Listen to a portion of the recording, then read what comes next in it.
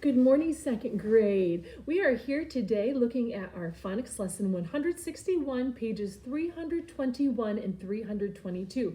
Now, we have been discussing something new. We've been talking about using a dictionary. Now, I have a dictionary here. This is more of an animal dictionary, so this is a little bit different than the kind of dictionaries that I have been showing you. But this is a polar animal dictionary. So I'm going to open up to I just picked a random page, and the letters you see here are our guide words. Now these letters, they're just the alphabet. So the letters G would be found on this page.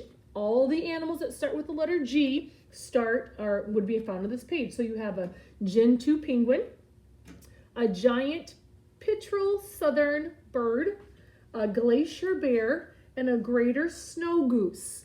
Now, there's something new we're going to talk about today. We're going to talk about using the glossary. Now, in most dictionaries, they just give you the definition and the word. Sometimes in books, when you're reading, you'll find that there are words that you don't know what they are. And usually, if you look in the back of the book, you will have a little glossary, and that will tell you of the different meanings of words that you're reading. So for example, I'll read you a little bit about this glacier bear. It says the glacier bear is the name given to the American black bear that lives in the ice-covered mountains of Alaska. Although these large animals are classified as carnivores, they obtain more than 95% of their food from plants, fruits, and berries. Now, I might think, boy, I don't know what a carnivore is. Do you know what a carnivore is? Well, you might, but sometimes readers don't know what they are. So if I look in the back of my book, I saw the word glossary. Sure enough, there is the word carnivore. Carnivore, here's the definition: an animal that eats the freshly killed bodies of other animals. Ooh, that's kind of gross, but that's a word that I now know. And it was because it was in the back of the glossary. Now, I have another book. This is a little book of slime, everything that oozes from killer slime to living mold. Now, I also looked back here and there were glossary words, because there are going to be words that we're reading that we might not know what they are. So I'm going to look up a page here. Ooh, there's so many gross things in here. I'll just have to show you a few. All right, so here is one of the words because I want to be able to show it to you. So this is, of course, a toad. This is a cane toad. Now it says the cane toad is a hulking brute of an amphibian that oozes a milky white and highly poisonous slime from special glands on his neck. I didn't know that.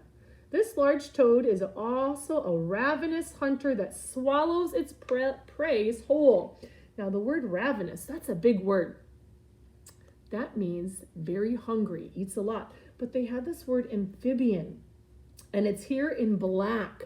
So sometimes when you're reading in books, if it's a bold word, here's the word prey, that means it would be a word that's in the back of our glossary. So let's go ahead and look. So I'm going to look here. All right. Oh, and guess what? There is a glossary. And it also has the words that we were looking for. Remember, there was that word amphibian, and it was in black. And it says a cold-blooded animal with a backbone and delicate skin that is produced by a layer of slime.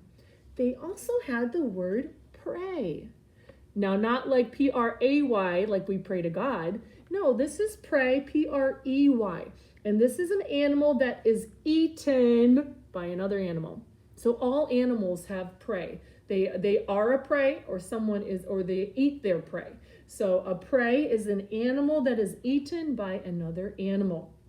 Now, just for fun, before I get into our pages for today, I want to show you some gross pictures.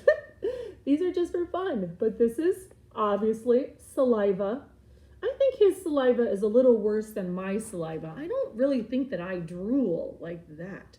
But this is the saliva. It's a kind of slime. And of course, we know that we have saliva in our mouth and it helps us to swallow our food. Now let me find another gross picture. I just think it's fun to show gross pictures.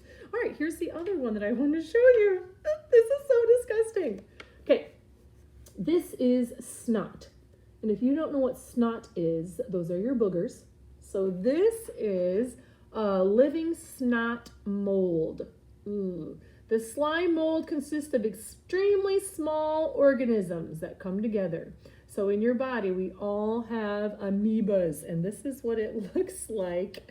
This is really gross, living snot. I don't think I would like that gooey stuff. We don't want to keep that in our body. All right, one more picture. Let me see. I'll find one more picture that I think is pretty cool that you might like. Or something. What is that? All right. Okay, I have to show this one. Okay, so look at this thing here. This is a velvet worm. So here's a picture of him. He has what are called glue guns, 2 tentacles that shoot out a sticky slime. So if you look at this picture, those are the glue guns right there, and they shoot out slime. Isn't that disgusting? I sure hope I made your day. Now, when you're reading and you want to look in the glossary, if there's a word you don't know, look to the back of the book, and they always have exciting definitions that you will learn and become a better reader. Now, on your page today, on page 321, here's your definition of a glossary. And again, glossary words are always in alphabetical order, and that's just a good way to help you find them because you'll be looking for the first letter of the alphabet. Now, section 2, it says to use a glossary in the back of your phonics and language book to answer the questions. So, in the back of our book here, we actually have a glossary. We actually do. You didn't even realize it. So you will need your phonics book for this. So it says for you to look up how many roads are in Denali National Park. So I'm in the back of my book. And we see that the first letter here, it starts with the letter A on 342, but we want Denali. Denali starts with the letter D. So I'm going to keep going until I find Denali. There it is right there. So the question that they asked, the question said, how many roads? So you have to actually read this. Denali National Park is in the state of Alaska. It covers 6 million acres, but has only... There's our answer. What did it say? 1 road. So there's only 1 road. So the answer for that question would have been 1 road. Now the next one, the question it asks, what is the unique way that the bald eagle flies? And again, B is in bald eagle. So we go all the way to the back of our glossary. It's page 342. And there you see bald eagle. Now the question said, what's the unique way that it flies? So we have to read it. It says, the bald eagle is the national bird of the United States. At one time, there were very few bald eagles left, but now the bald eagle lives in most parts of the United States. Mother eagles lay up to 3 eggs a year in the nest high above the ground. A bald eagle, and here's our answer, glides with its wings stretched straight out instead of flapping like the other birds. Its head feathers do not turn white until the eagle is 4 or 5. So most birds do this, eagles glide. Now you will find all of your other answers in the back of the glossary. I'm not going to do the last few with you because I want you to go back and look at them. You can do that on your own. If you have any other questions, let me know.